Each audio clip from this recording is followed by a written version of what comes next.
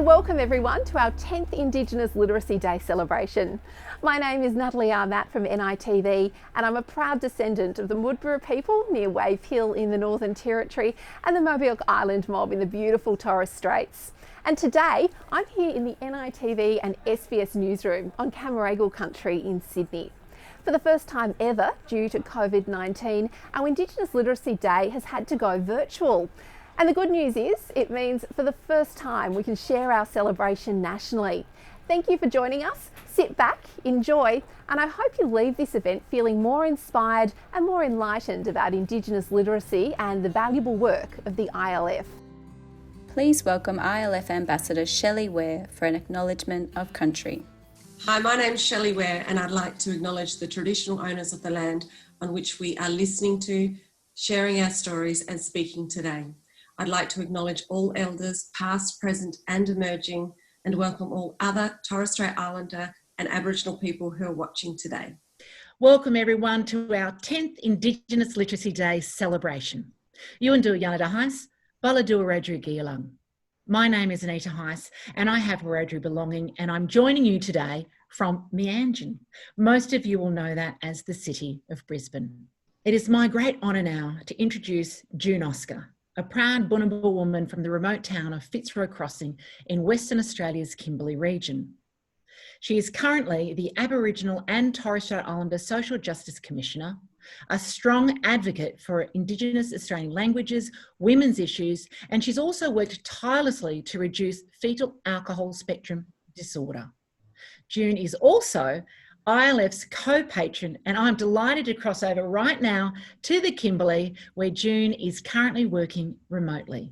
The Indigenous Literacy Foundation is a very innovative organisation that partners with community groups of First Nations people right across Australia, and it acknowledges the first languages of those communities, and it is an opportunity where Aboriginal and Torres Strait Islander people can record their stories in their first languages and have them published so that those resources can be available for children and their learning in their communities. And it's an acknowledgement that this country has many languages and has had many other languages before English was brought to this country.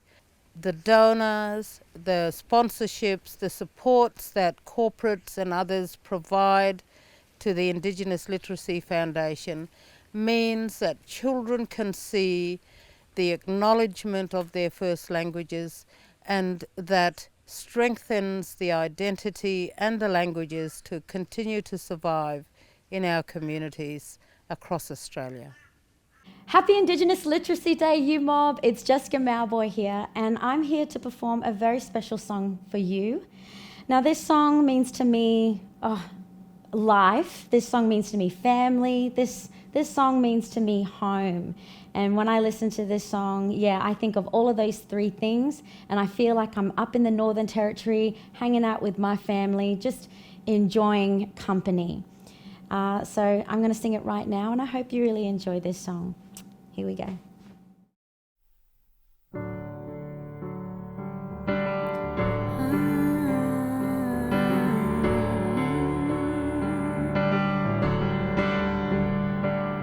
I come from the salt water people.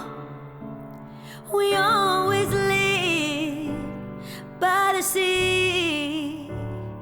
They say home is where you find it. Will this place ever satisfy me?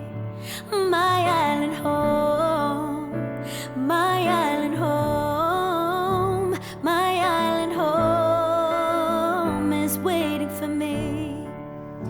My island home, my island home, my island home is waiting for me.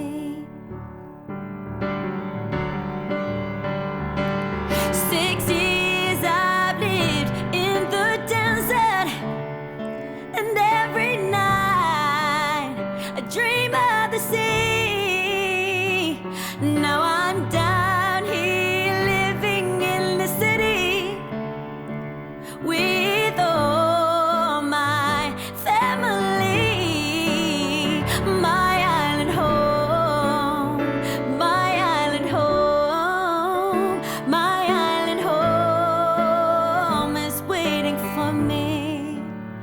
my island home, my island home, my island home is waiting for me. In the evening, the dry wind blows from the hills and across the plains.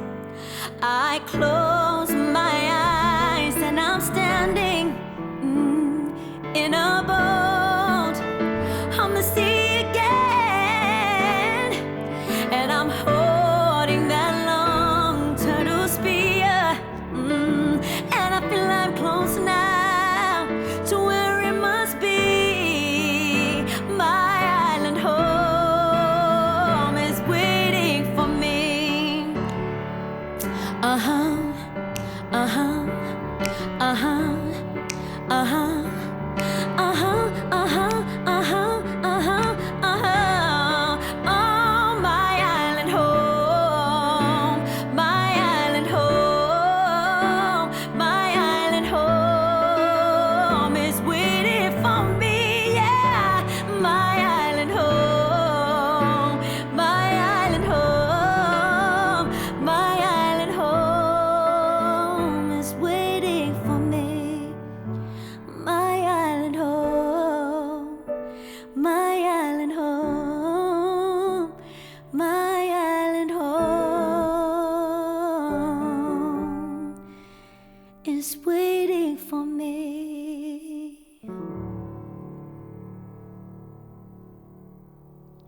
Oh, that was so beautiful, Jess. You are amazing and we love you. I now welcome the ILF's founder, Susie Wilson, who'll share the origins of the charity and highlight key achievements for 2020. Back in the early 2000s, I learned of the shocking statistics about literacy for young Indigenous children living in remote communities in this country. These statistics propelled me and then members of the Australian book industry to try and find ways we could work together to support literacy learning for these young children in respectful and practical ways. Working together has become an important principle for our foundation. Listening respectfully, always acknowledging country and culture, combined with the extraordinary dedication of our talented and strong ILF team members, means that I'm thrilled to deliver some great news on this Indigenous Literacy Day. Some of the extraordinary milestones I'm proud to tell you about include the gifting of over 500,000 books to nearly 400 remote communities, including 100,000 books just this year, which emanates from our program team's work in building strong community relationships. And it's important to note that while our book packs include many of the old favourites such as The Very Hungry Caterpillar, 40% of our book packs feature books by Indigenous authors or illustrators, so that kids' lives in remote communities are reflected in the stories they are reading. This year, we're also excited to announce that we're publishing 9 new titles. Of these, 8 are published in 8 different Indigenous languages, and one of them in English. For children to see their stories and their language represented in a book sends a powerful message of caring, of hope, and acknowledgement of country and culture. This is the work of our foundation. And this year, we're proud to be publishing our 100th book in an Indigenous language. Your support matters. Quite simply, you are helping to give the gift of reading to those who need it most. What could be more important? Thanks, June and Susie. What incredible women. What amazing achievements. Did you know Indigenous Literacy Foundation works in remote communities across Australia? Some of these communities are up to 9 hours from a library. Some of the Torres Strait Islands are 6 kilometres from mainland PNG.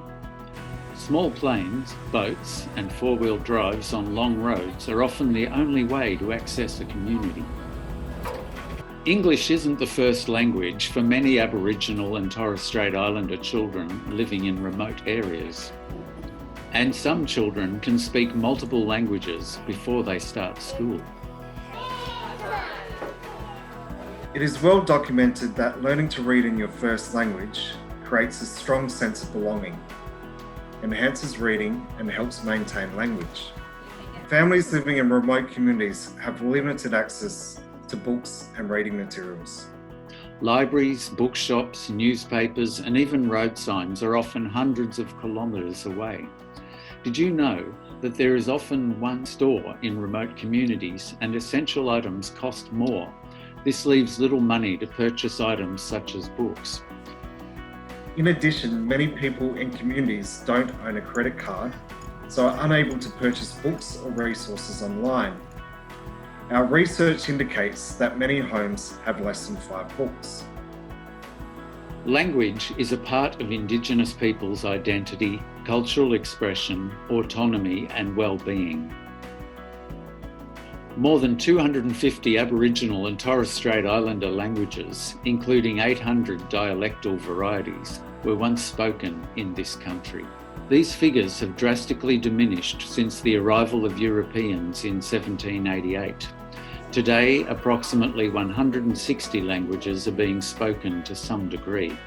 However, only around 20 of these are considered strong languages, meaning they are spoken across generations. Large numbers of people speak Kriol, which is a relatively new language. Literacy is not about abstract language, it's about people. Now think about that fact, that many Indigenous kids speak a number of languages by the time they start school, and English might not even be one of them. Now I want you to imagine that you are 5. It's your first day of school, and it's story time. Your teacher is Cheryl Lardy from Jilkminggan in the Northern Territory. She's going to read you a delightful story written by one of Australia's favourite children's authors, Sally Morgan. It's in Kriol, a language spoken in many versions in the Northern Territory, in Western Australia and Queensland. Please enjoy. Today we're going to read a little story, and I'm called Isabi Densdensbad, Sally Morgan Bandum Dian Story, Kathy Aban Bandum Mola Pichamot. Isabi Densdensbad like a cronky one lizard.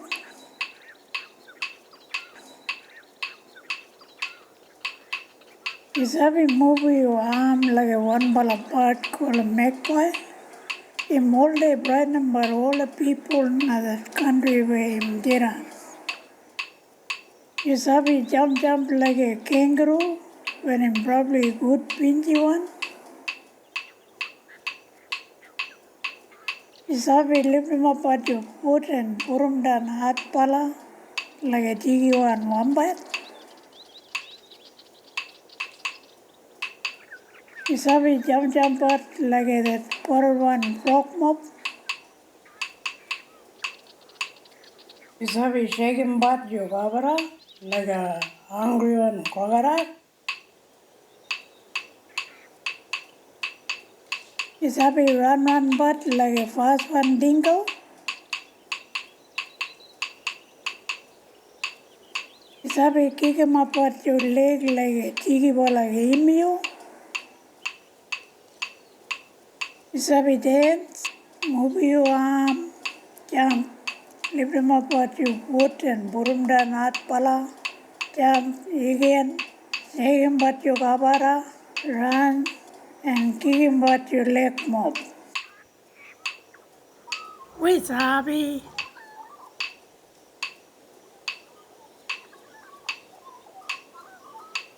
What did you think? For me, it shows you can't underestimate the value of illustrations when you learn to read. By the way, if you enjoyed the book, the English version is called Can You Dance? And it's available now in all good bookstores. Next up are 2 community members, Noreen Bangu and Narani McCulloch, who at the time of filming were working at LaGrange Remote Community School in Bidyadanga in Western Australia. They share their thoughts on education and the value of language and literacy. I'm Noreen. I work at a school I'm the attendance-based officer here. My mob came down from the desert. Okay, my name is Nurani Mikhalik. I'm an AIO at Lagrange School, and my mother is a Yulbrija woman from the Great Sandy Desert. My grandparents are both Yulbrija, but my father is white. He's from New Zealand. Well, this week Alison's been working with the school to try and make a book about body parts. So we put it in all the different languages, because there's 5 languages at Bidyadanga. Family members contributing to the stories and pictures as well. So they're excited about it, having someone famous come to our community. Yeah. See reading as an important lesson to teach our kids. And me personally, when I was a young mom, I didn't even know letters had sounds. When I became a parent, I put my son to school to kindy, and this teacher calling out the letters, the sounds of the letters, and that was it. I knew I had to learn my son to read. So I guess, but in that same term, the first term of school semester, term 1 and 2, I just bought $200 worth of books. And I just started reading to my son every night, getting to practice sentences, because I was like, nah. If I struggle as a kid, I don't want you to struggle. I don't want you to be copying the book, copying the teacher. You're going to be able to read, and I want you to love books. And that time we had more of the old people around, and they used to come in for language classes and everything in the school. And they used to help with translating. They used to help with everything, yeah. Reading is the key today to be able to adapt to society, to be able to get a job. In order to get jobs. Yeah. And that's why I tell the little ones, they ask all the time, how you got good job, and how you got a car, how you got a boat, and all of this other stuff that you have, And so it starts at home. Parents are the first teachers. Parents are the first teachers, And if they're doing it at school, and they go home and they're forgetting it, we're not really helping them, are we? So make sure it's going home too. This is you and your future, That's the main thing we want. Kids reading. Yeah. Have you ever thought about the value of your first language? Whether it's English, Italian, or Vietnamese? What does it mean to you, and how does it influence you? For me, language always reminds me of the values of Wiradjuri culture. Yinjamara, respect and honour. Morumbang, love. Numbadal, unity. And Winangalana, caring for each other. But let's hear what others say.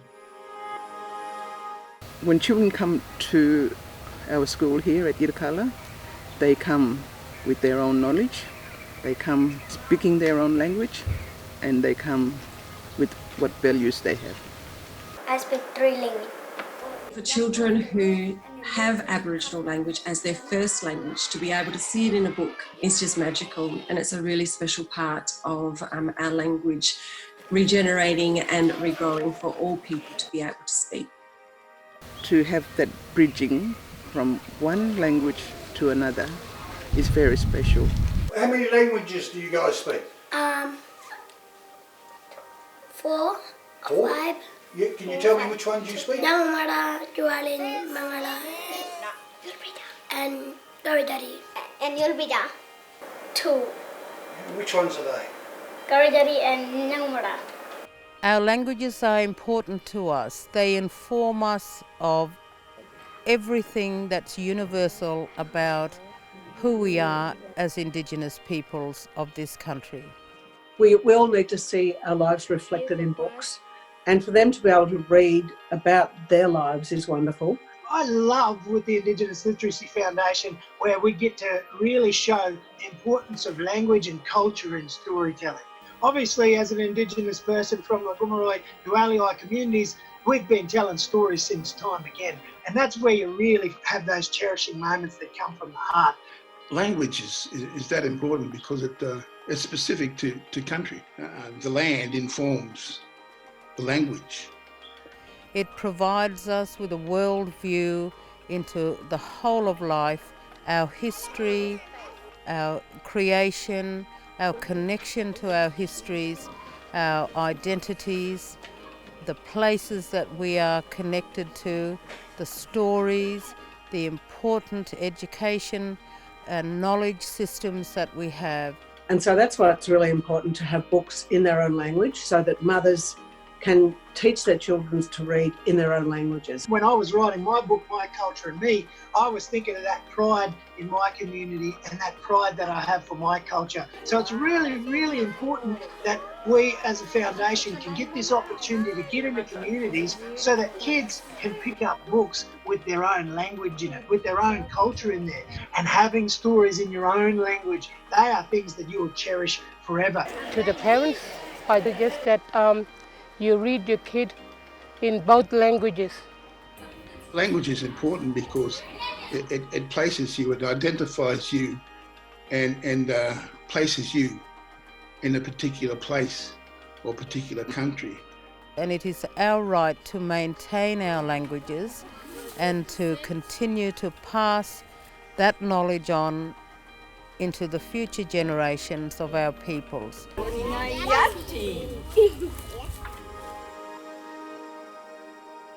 One of the immense joys of working in remote communities is engaging with the kids. They are smart, energetic, eager learners, and they love getting new books. They love drawing and they love sharing stories that reflect their lives. So let's hear from the kids right now.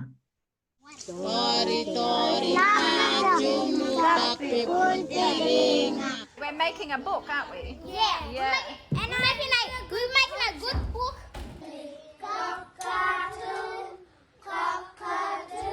What animal is this? This is a cow. Digan bulugo.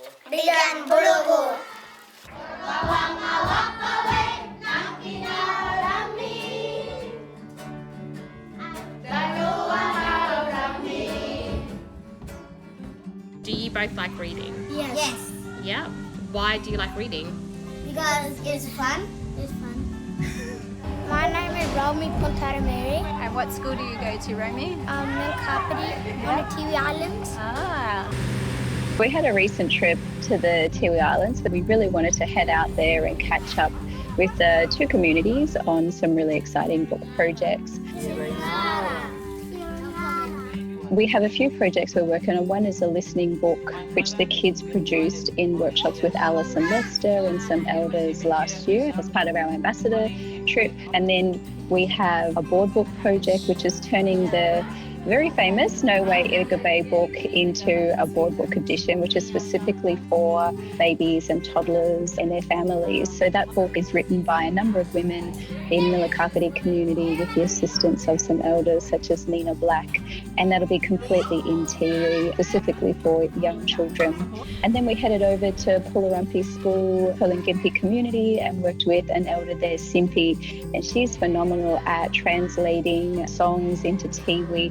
We're working on creating the Barramundi song into a board book, again for young babies and toddlers. So not only did we get to hear Simpi sing the song with all the many students at the school, but we also worked with the older kids to produce illustrations that will be for that book. And we're able to do that because Alison Lester has been busy working behind the scenes, creating, illustrating video tutorials. So she created a video tutorial for us, which we showed the kids. The kids produced some of the first illustrations that will be part of the book. So that's Ruby and Bella. They're part of a project which we call the Create Initiative. It's a project specifically for senior students at Tiwi College, senior girls, young women. In a week, their students write and illustrate a book. They come to Sydney, they've been to Melbourne. The last few years, they've been partnered up and mentored by two incredible authors and ambassadors of ours, Shelley Ware and David Lawrence. And they spend 3 days solidly writing from scratch. They brainstorm and they bring their ideas together and they write a book, like a junior fiction chapter book. The book is edited, designed in that time. So it's a pretty epic week. But the girls, every year, their standards just grow. They know why they're here. 10 of them get selected to come. So all in all, they've created 7 books, and many of them are commercially available to the public, but they're also made available to kids across the Tiwi Islands and families. We would like to thank ILF and can't wait to see you again. It was... It was what, Ruby? Like, it's really amazing, and we are intensely grateful for everything that you guys have done. You guys have helped us get to Sydney, work with you guys, help us make books. We feel proud of ourselves. Kreme. Yes, Krispy Kreme donuts as well. Thank you, ILF. You guys are amazing. Bye-bye. Engaging with remote communities is a highlight for ambassadors, board members and the program's staff at ILF. But what does this look like? Well, in this next segment, we share some of our favourite stories. One of the most fabulous stories is about a woman called Karen Mambaloo who wrote a book called Molly de Piggy Piggy. It's remarkable because she was the first-time author, and the book got chosen as part of the Australian Reading Hours, and 10,000 copies were published across Australia. Karen was invited down to the Sydney Opera House to read the book with Herbie Hancock, and she said, "If my grandchildren could see me now, they would know anything was possible." This was the first time her grandchildren had seen a book in their own language. To see the kids actually see their language in a book and something that they can read and understand is really, it's such a powerful thing to witness. For me, the most powering thing, and I always get emotional when I think about it, is for the old people, for our elders, for the old people that are in these communities, our elders who are our libraries, who are our wisdom keepers, who are our cultural sharers. They're seeing that their language is becoming available to the future leaders. I get regular emails from playgroups with photos of them receiving the books. I got a photo from one of the sites where a little baby had grabbed hold of Wes Spot, and that was her very first book. While she was there, she was holding onto it and wouldn't let it go, so the playgroup leader ended up letting her take that home with her. It was when we went out to Tiwi Islands and visited a community called Murpja. One of the little boys, after the teacher and the parents were reading it to him, he memorized the book so much.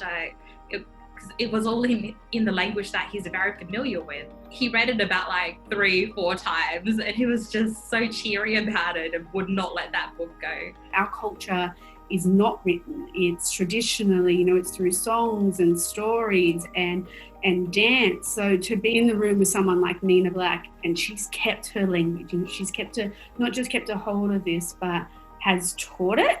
It was just, I've got goosebumps as I think about it, as I'm taken back to that time. I really think going into communities and just seeing the kids light up when they see their language in a book, it just really captures those beautiful moments.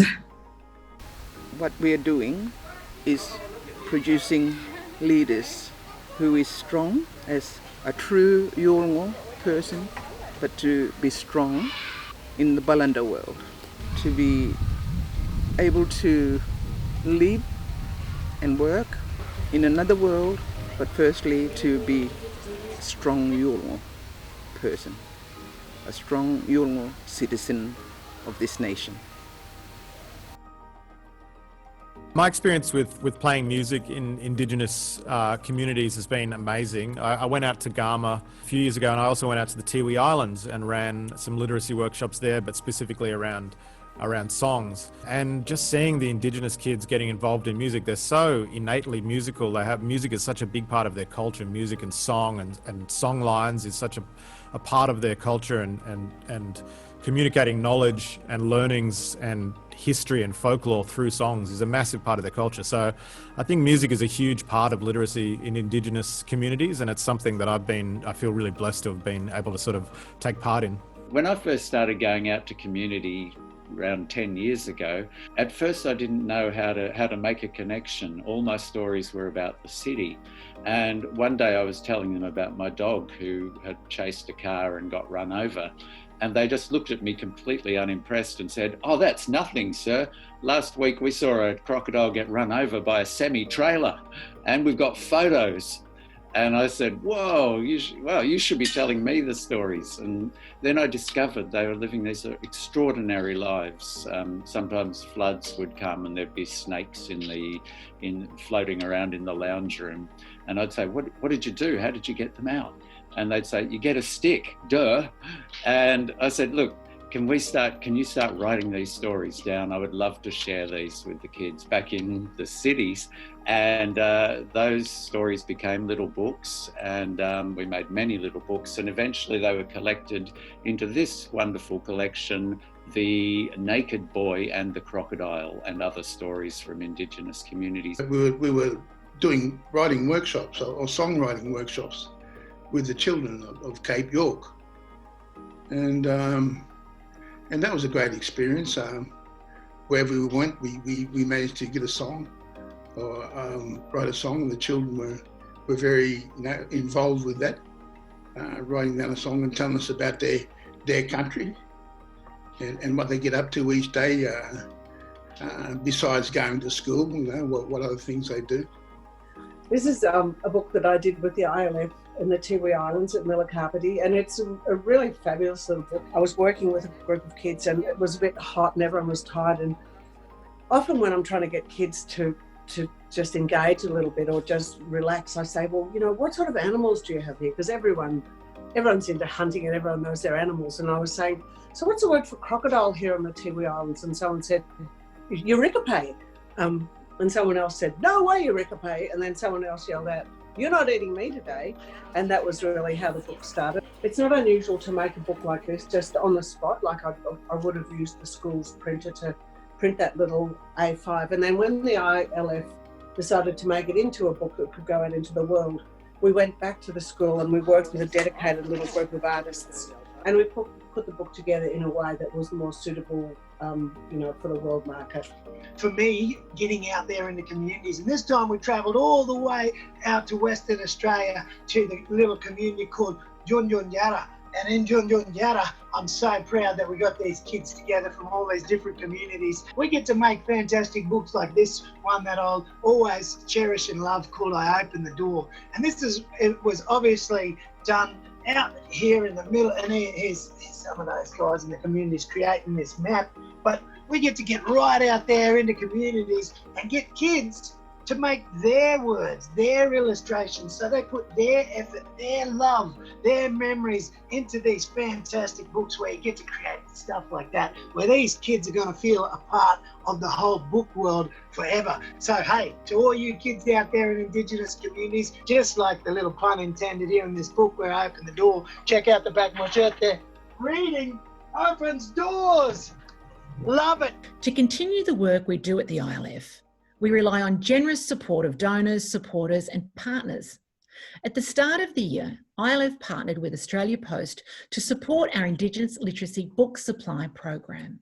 It's a fabulous alignment, and already Australia Post has delivered nearly 100,000 books to some of the most remote communities across Australia.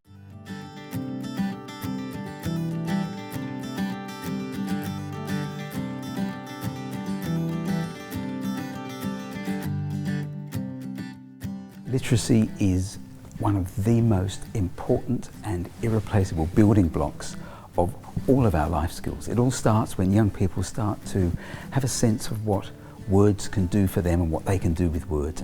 There are many issues surrounding literacy for kids in remote communities. Some of those are around just having great books available, because you can't learn to read if you don't have great books, and that's something many of us take for granted. Australia Post is perfectly placed. Big national organisation that is also at the heart of every small community. The Indigenous Literacy Foundation is Australia Post's major literacy partner. We'll use our extensive delivery network to get almost 100,000 books out to remote Indigenous communities where they're needed most. And it's also about having the right kinds of books, the books that kids can see themselves reflected in and their language reflected in, because we all want a book that we can see ourselves in.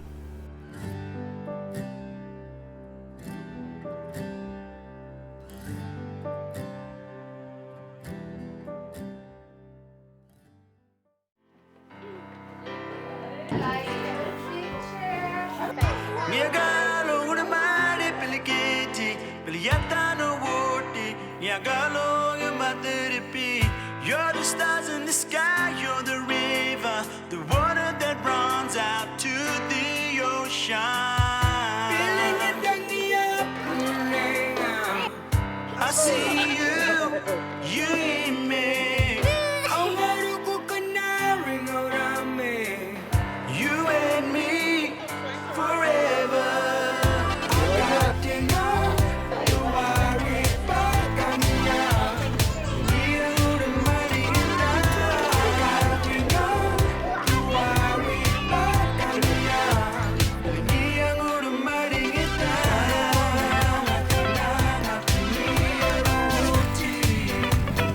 This I promise you. I don't wanna know that tonight.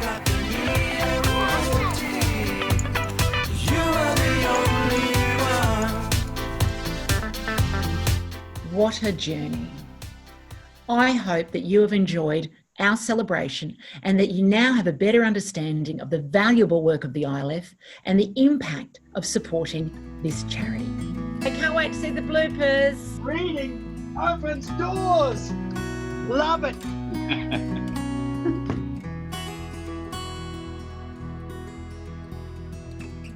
Starving, must be time for lunch. Yeah. There's a link somewhere. I really can't wait to see all of this. Oh, hang on. Sorry. My dog. Sorry, my partner's just laughing at me.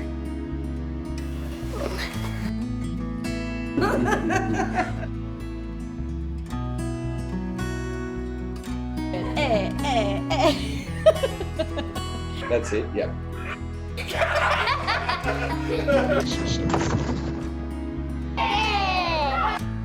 Oh no.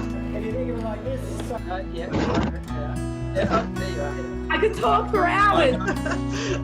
So that's terrific. Once we got over the technical difficulties. Do you have iPhone 11? It's my nana. That's your nana?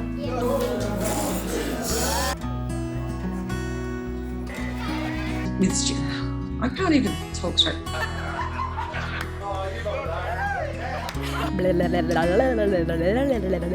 Call me back tomorrow. Blah, blah, blah, blah, blah. Okay. I'm getting all teary. Thank you so much.